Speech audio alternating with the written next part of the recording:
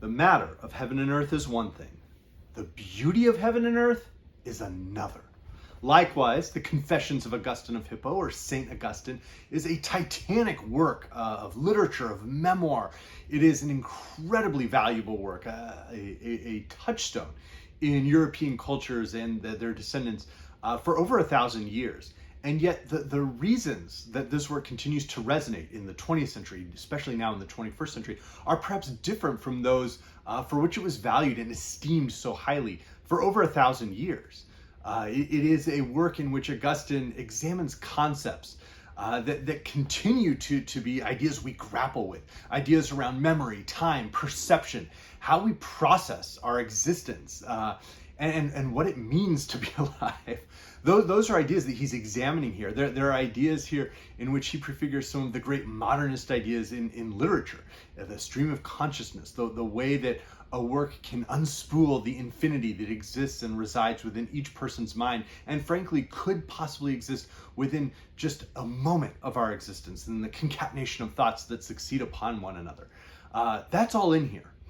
But for over 1,000 years, this was a work that was esteemed for very different reasons. It was esteemed because Augustine provided this true confession of his life, who he had been before he became a Christian, and then the process by which he became a Christian. It was in many ways a how-to manual, a guide for his audience to consider how might they follow his path, a path that did not involve untoward debauchery, that was not extreme in many cases, but rather a path that many people could have associated with, and that he writes about in a very honest, unflinching tone.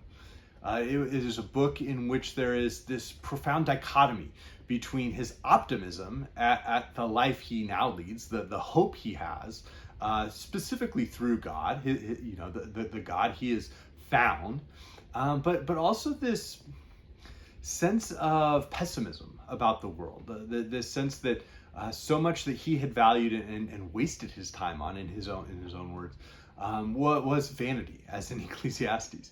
And this sense of pessimism, and this is a work that predates the sack of Rome in 410 by the Visigoths. It is a work that predates the deep questioning sense of despair that he was experiencing when he was writing City of God later on. And so that there's much to this work. It is a really, really incredible book. As I said, I think that plenty of readers probably keep this book at a wide distance, because Augustine is a saint within the Roman Catholic Church. He is a writer whose words have led to great injustices, just as they've led to great justices. Yet he has a very subtle and perceptive mind, and one that rewards our attention. So I want to give just a very brief overview of what he's going about, and some of the ideas he's exploring, ways he points towards other works. But then I want to spend the bulk of this video talking really about Augustine's very interesting grasp on memory, and the way that it prefigures so much of what we appreciate in literature now. So Augustine writes very openly about how his life, where he was born, who his parents were, what his upbringing was like, and he opens it, and throughout it he is opening each book, each chapter in a sense, with a prayer. He is constantly quoting from both the Hebrew Bible and the Christian New Testament. He is someone who has read voluminously of the Psalms, of the writings of Paul, of the Gospels, and he quotes freely from them. But part of it is his examination of who he was and the experiences he had before he was saved, in his very real sense. And I think for modern readers, sometimes it is hard to understand just how seriously Augustine actually takes this sense of his salvation, this sense that he is a new person now. And he describes in detail the various things that he regards as his sins.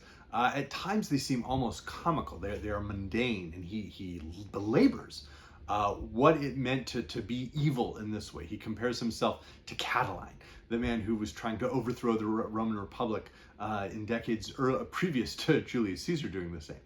And so there's the famous passage about stealing fruit.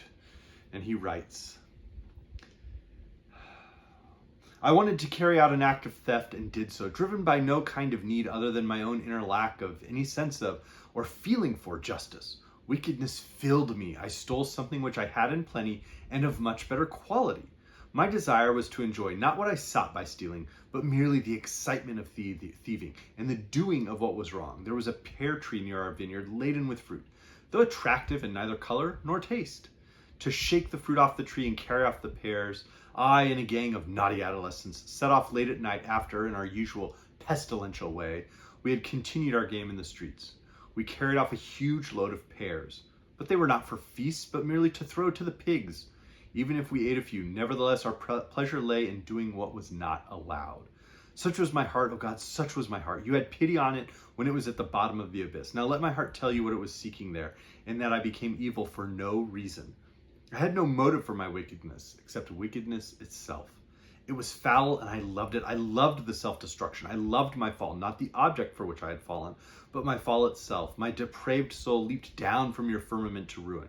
I was seeking not to gain anything by shameful means, but shame for its own sake. And he returns to this episode. It's clearly something that resided in his memory, and memory is a crucial aspect for Augustine. This idea that we are constantly drawing on our memories and drawing deep into our deepest experiences to grapple with the present, that we are always in the present, anchored in the present, but within that present we may find these memories. And this is something that has clearly stayed with him. He writes about this nearly as much as he writes about the fact that he would later have a mistress and have a child, the way that he would write about his lusts. And he's detailed. He's not graphic. He's not over sensationalizing the life he had led before he became baptized and ultimately became a bishop within the Catholic Church at that time.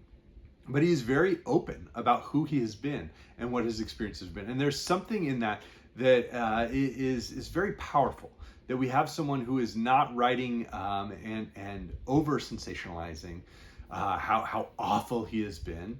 And he's not making up sins to confess. He's saying, this is who I have been. This is where I was.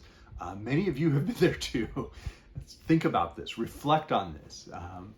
And there is something that is quotidian about the way the experiences he had, even as he was becoming one of the most well-educated people of his time, as he was benefiting from a society that would soon crumble in upon itself. And so that there's a pathos to the book that exists when we know what happens to the Roman Empire, to the entire culture that he is, that has brought him to this point, that has trained his mind to these subtleties. Even though he will give all of the credit to God, there is something very deep in his reading and in his attention to detail that is really quite impressive. But then we begin to examine some of the ideas in which he becomes more famous. As he talks about his gradual process of conversion, there comes a very famous line that many have quoted. But I was an unhappy young man, wretched as at the beginning of my adolescence, when I prayed you for chastity and said, grant me chastity and continence, but not yet. I was afraid you might hear my prayer quickly and that you might too rapidly heal me of the disease of lust, which I preferred to satisfy rather than suppress.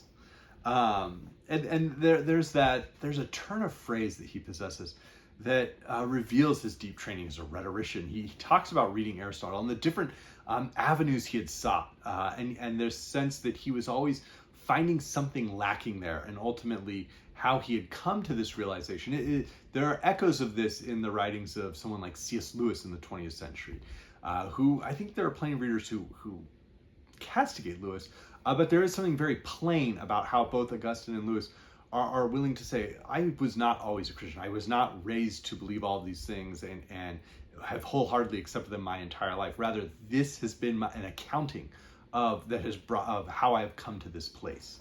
And so there is something very, very plain about that. But as Augustine goes deeper and deeper into the work, we get to the point where he really starts with the rhetorical flourishes. He begins to examine for about 50 pages concepts of memory, and then for another 25 concepts of time. And here's the core of why perhaps we should be reading the book now. If you're going to read the Confessions of Augustine, I don't know that this is a work that is going to still be a very useful how-to manual for how to become a Christian. I don't know that this is a work that is converting anyone in 2024. But it is a work that provides us with an incredibly complex examination of how we actually think, how we process, whatever you believe. That there are really profound ideas in here.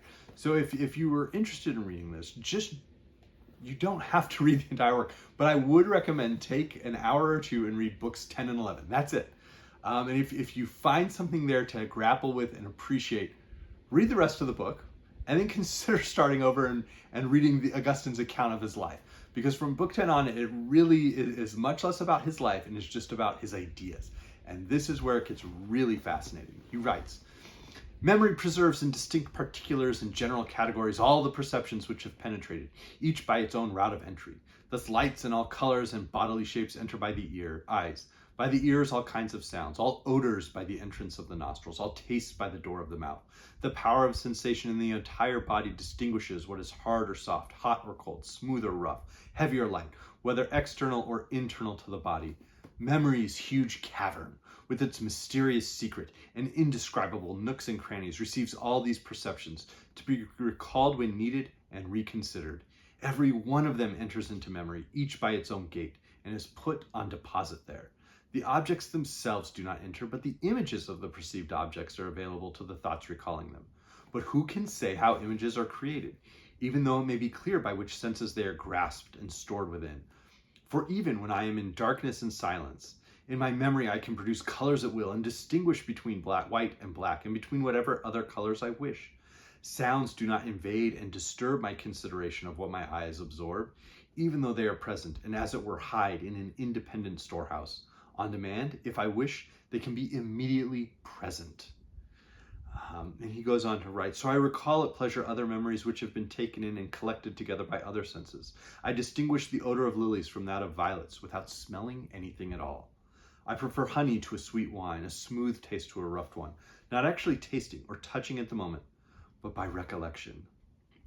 And there's something profound and frankly beautiful there. I quoted at the beginning, "The matter of heaven and earth is one thing, the beautiful of heaven and earth is another." And that is very true, not just of our world that we inhabit, the existence we share, our relationships, but this book itself. That there's something incredibly beautiful about Augustine when he starts to wrestle with some of the deepest ideas that we continue to wrestle with, and the way that his mind flits about and grasps onto them, and the analogies through which he moves. He writes, "This power of memory is great, very great, my God. It is of vast and infinite profundity. Who has plumbed its bottom?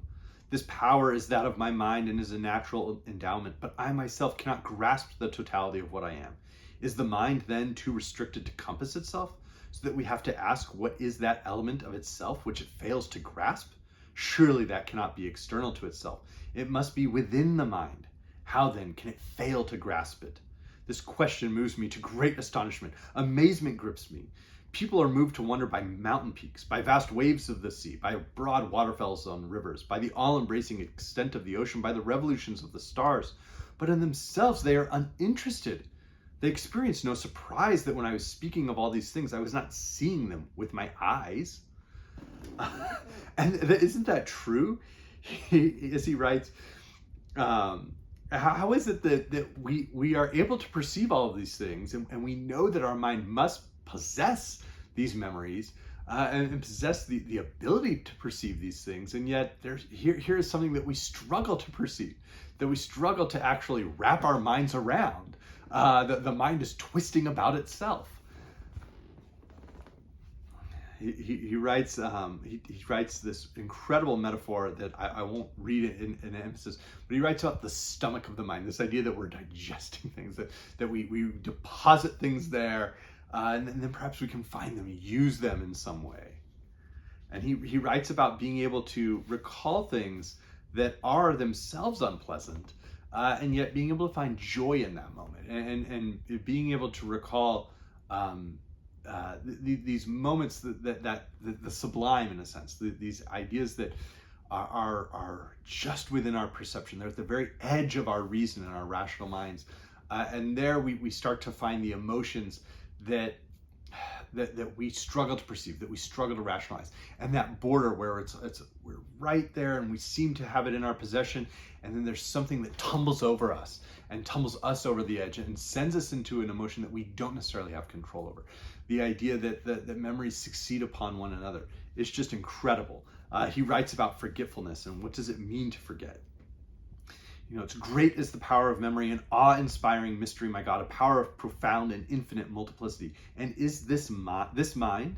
This is I myself. What then am I, my God? What is my nature? It is characterized by diversity, by life of many forms, utterly immeasurable. See the broad plains and caves and caverns of my memory. The varieties there cannot be counted and are beyond any reckoning, full of innumerable things. Some are there through images, as in the case of all physical objects. Some by immediate presence, like intellectual skills, some by indescribable notions or recorded impressions, as in the case of the mind's emotions, which the memory retains even when the mind is not experiencing them. So great is the power of memory, so great is the force of life in a human being whose life is mortal. He writes, as I rise above memory, where am I to find you? And there is something that is so profound about Augustine continuing to wrestle with these ideas, nestled into this autobiography, into this justification for why he has become a bishop so quickly upon his conversion, who he has been, what has brought him to this place. And then from there, we get into time. And this, again, it becomes a passage that is frequently quoted. What is time? Who can explain this easily and briefly? Who can comprehend this, even in thought, so as to articulate the answer in words? Yet what do we speak of in our familiar, everyday conversation more than of time? We surely know what we mean when we speak of it. We also know what is meant when we hear someone else talking about it. What then is time? Provided that no one asks me, I know. And he goes on to talk about everything that we think we know about time. What a struggle it is, how we are constantly misusing language to describe time. And what do we mean by the past or the future? How do we even perceive a past or a future?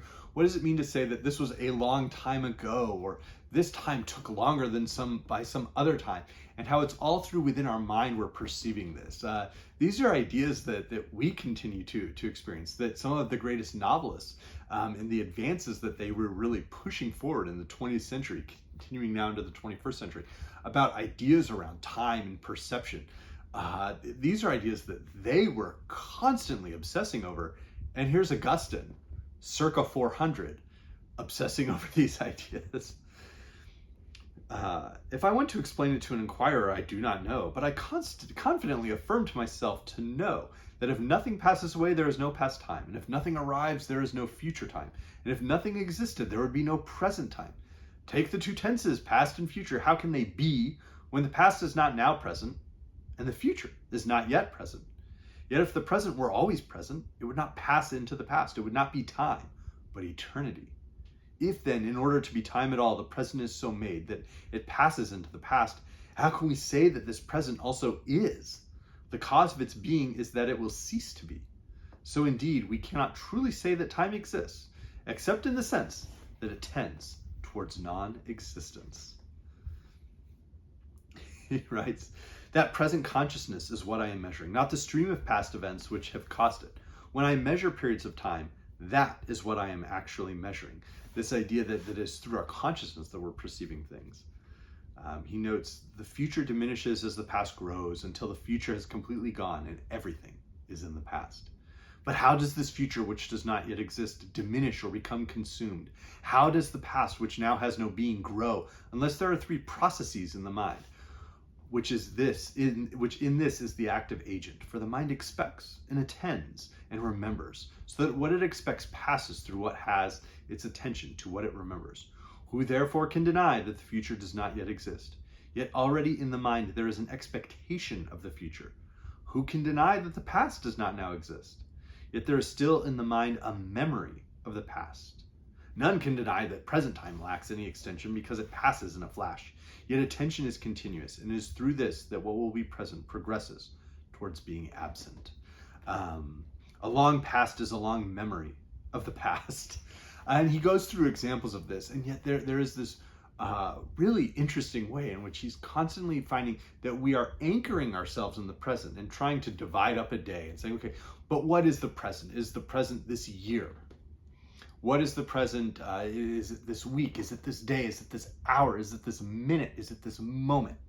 And can we divide it? There's something in which the Greek philosophy that had deeply influenced Augustine is evident here. A combination of Plato's allegory of the cave, perhaps, and many Platonic ideas with some of the paradoxes of Zeno, frankly.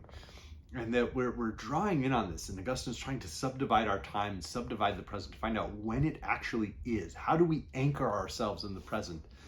Because it is only within the present that we're able to define any future or past. And that all of these ideas seem to exist really, frankly, solely within our minds.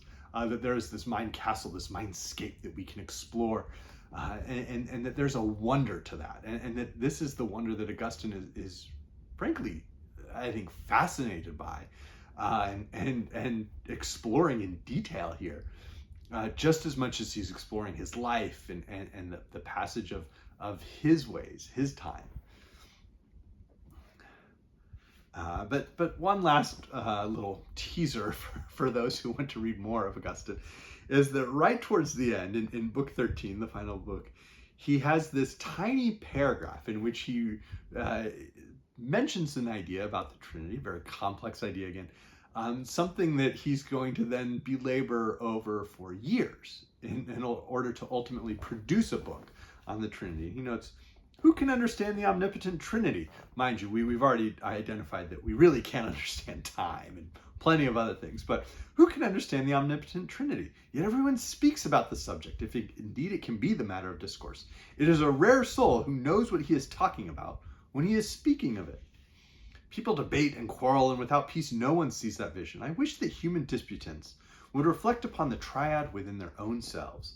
These three aspects of the self are very different from the Trinity, but I may make the observation that on this triad they could well exercise their minds and examine the problem, thereby becoming aware how far distant they are from it. The three aspects I mean are being, knowing, willing. For I am, and I know, and I will. Knowing and willing I am. I know that I am, and I will. I will to be and to know.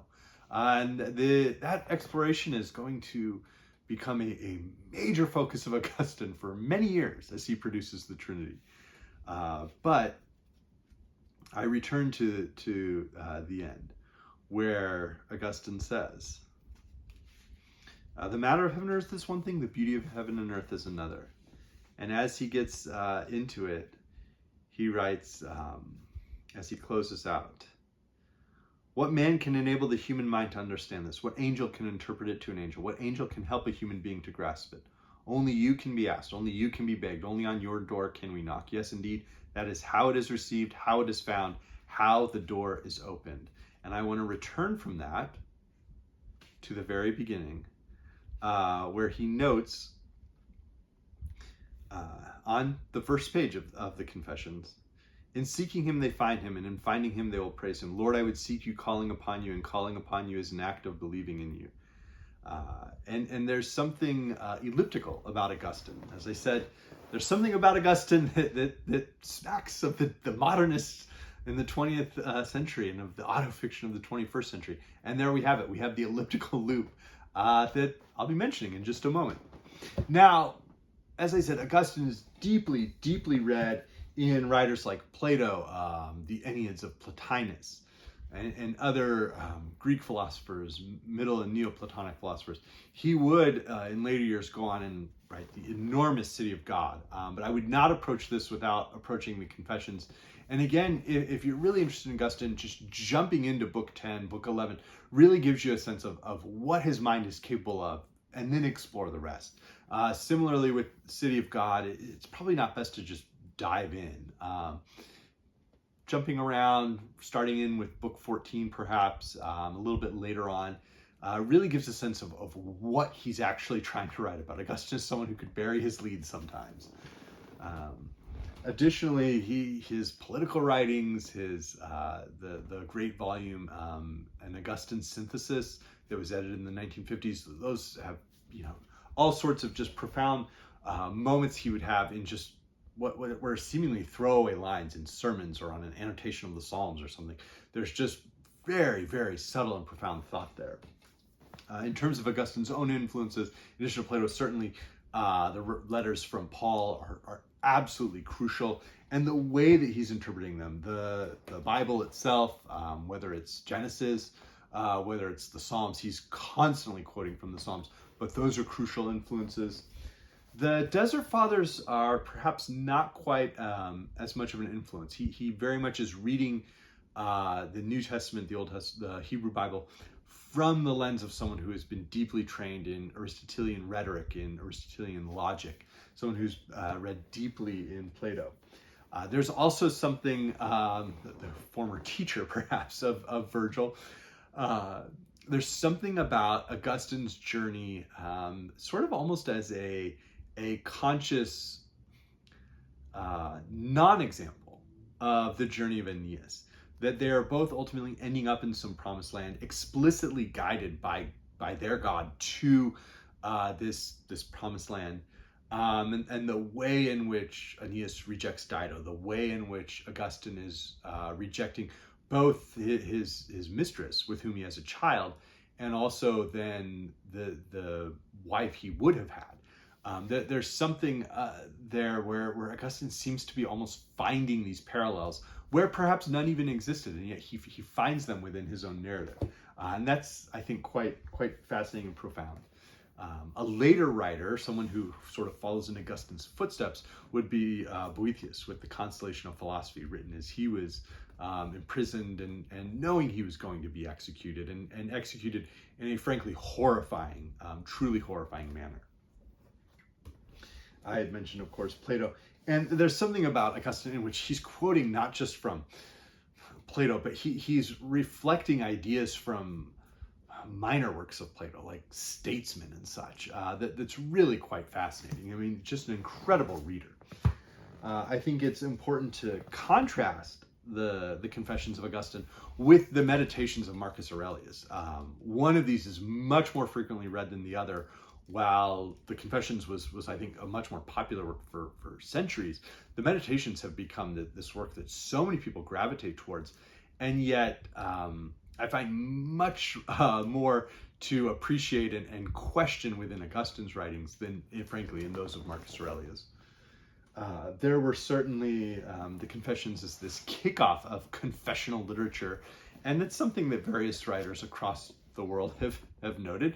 Rousseau had his own, in which he, to a certain extent, gloried in some of the more horrifying details of his life. And yet there's something humiliating about the book, and yet something profound in Rousseau's self-humiliation. Tolstoy, I think, was a deep reader of Augustine, someone who is almost entranced by some of the ideas here, and yet struggles, I think, to be able to write himself into his narrative in a way that is quite as transparent as what Augustine was doing. Certainly, the autofiction of the 20th century and the 21st century, writers like the various modernists, whether it's Joyce or Proust, who are drawing on certain ideas, or later on writers like the Beats, or like such as Kerouac, or even Frederick Exley with something like a Fan's Notes. Moving forward into the 21st century, we're inundated with autofictions, the writings of Karl Knausgard and such.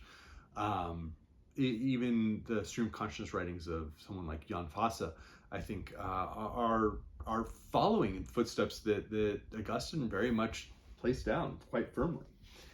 We have the profound, meditations on memory that we see in Proust, certainly in the hysterical realism, the infinitude that exists within a moment that we see in something like Duck's Newburyport, James Joyce, whether it's Ulysses, Finnegan's Wake, Dubliners, even the interruptions that we find in Infinite Jest by David Foster Wallace. I think these are all works that push at those concepts of time, of memory. How do we process narrative? How do we perceive narrative? How does narrative try and mirror aspects of our existence that we struggle to articulate, something that Augustine was obsessed over.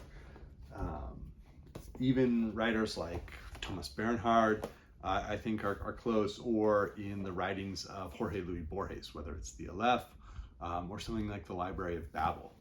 And then I would close with two writers who I think were deeply indebted to Augustine, sometimes explicitly. One would be John Bunyan with the Pilgrim's Progress, an almost allegorical update of Augustine's journey. And the other would be John Donne, the great poet, and not only in his sermons, where he would write explicit sermons influenced by Augustine, but also in his poetry, the devotional poetry of Donne, and the combination of devotion and passion.